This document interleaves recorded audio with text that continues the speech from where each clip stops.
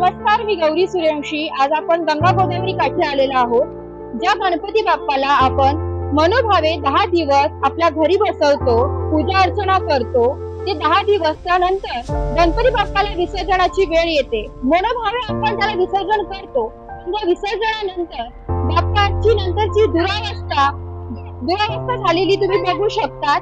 बाप्पाला एवढं याच्यामध्ये पीओपीच्या मूर्त्यांमुळे या बाप्पाची अवस्था झालेली असं म्हणायला काही हरकत नाही। तुम्ही मनोभावे जरी गणपती बाप्पाला विसर्जित करत असतात, पण दुसऱ्या दिवशी गणपती बाप्पाची ही अवस्था तुम्ही कधी बघतात का? एकदम दयनीय अवस्था आहे। एकदम मनोभावे आपण गणपती बाप्पाला आपल्या घरी बसवतो, त्याची पूजा अर्चना करतो, त्यानंतर विसर्जनानंतर त्याचे हे हाल कितपत योग्य आहे तुम्ही बघू शकतात। गणपती बाप्पाची ही अवस्था पीओपीच्या मूर्तीमुळे आहे। या ठिकाणी जर तुम्ही शाडू मातीची मूर्ती जर बसवली, ती पाण्यात विरघळणारी माती आहे। ही पीओपीची मूर्ती असल्या कारणाने ती पूर्णपणे विरघळू शकत नाही। तुम्ही बघू शकता गणपती बाप्पाची अवस्था।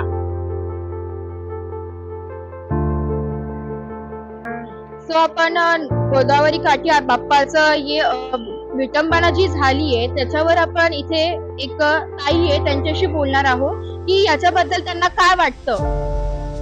मला वाटतं की असं विसर्जन केले ना, तुम्ही एकदा पाण्यात डुबवला ना, विसर्जित केला की तुम्ही लगेच बाहेर त्याला ठेवून द्या।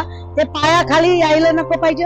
आता बघा कोणी गणपतीचे तोंड निघालेले, कोणाचे हात गेलेले, असं आपले बाप्पा ज्यांना आपण 11 दिवस पूजा करतो, मोदक प्रसाद वगैरे सगळा आवडी निवडीने त्यांची आवडी निवडीने सगळा पदार्थ देतो, परंतु हे सगळं दिसल्यानंतर ते वाईट वाटतं की बाई कोणाचे तोंड असं झालेले, तुकडे पडलेले गणपतीचे, कुठे हे झालेलं आहे।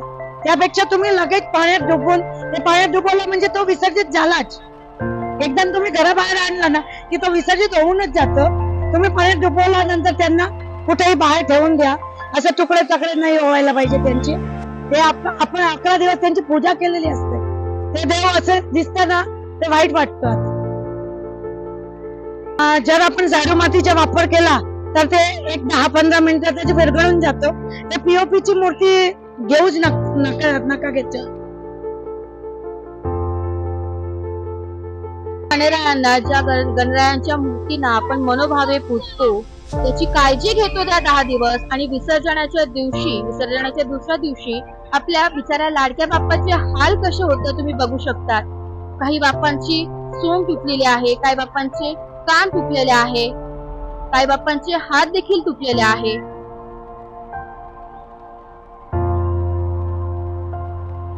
खूप वाईट वाटतंय सगळं बघून की आपण एवढं 11 दिवस त्यांना छान ठेवतो आणि नंतर असं टाकून देतो। जेव्हा गंगा साफ होते ना, तुटके हात, तुटक्या मूर्त्या, इतकं वाईट वाटतं ना बघून। त्याच्यापेक्षा लोकांनी इको फ्रेंडली घरी बनवा आणि तुम्ही तुमच्या घरी त्याला विसर्जित करा। परत तुम्ही झाडांमध्ये त्यांची माती लावा, झाड लावा, असं काहीतरी करा ज्याच्याने पाणी खराब नाही होणार, एन्व्हायरमेंटला प्रॉब्लेम नाही। तुम्ही असं काहीतरी केलं पाहिजे असं मला वाटतं।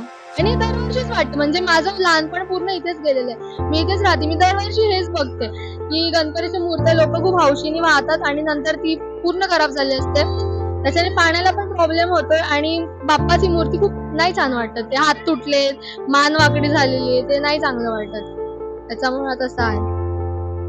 दरवर्षी गणपती बाप्पाचं तुमच्या घरी आगमन होतं की नाही? नाही, आम्ही नाही बसवत। आमच्या घरी जी देवघरामध्ये चांदीची मूर्ती आहे, आम्ही तिलाच बसवतो, त्याच डेकोरेशन करतो। घरच्या घरी नॉर्मल विसर्जन करून परत ती देवघरात ठेवून देतो। त्याच्याने काय होतं की हे सगळी जी आपण बाप्पाची हालत बघतो ती होत नाही, आणि आपले जे घरी मूर्ती आहे त्याला अजून पण देव पण जास्त वाढतं। त्याच्यामुळे आम्ही तसं करतो दरवर्षी। थँक्यू ताई, तुझ्याशी बोलून आम्हाला खूप छान वाटलं आणि तुझ्या प्रतिक्रिया बाप्पा बद्दलच्या आम्हाला जाणून घेतल्याबद्दल थँक्यू, धन्यवाद। थोडक्यात म्हणजे खरं सांगायचं झालं तर ताईंनी आपल्याला एक संदेश दिलेला आहे की पीओपीची मूर्ती, बाप्पाची जी पीओपीची मूर्ती आहे ती टाळता आपण शाडू मातीच्या मूर्त्या जर घेतल्या तर नक्कीच आपल्या बाप्पाची अशी विटंबना होणार नाही, अशी हाल होणार नाही।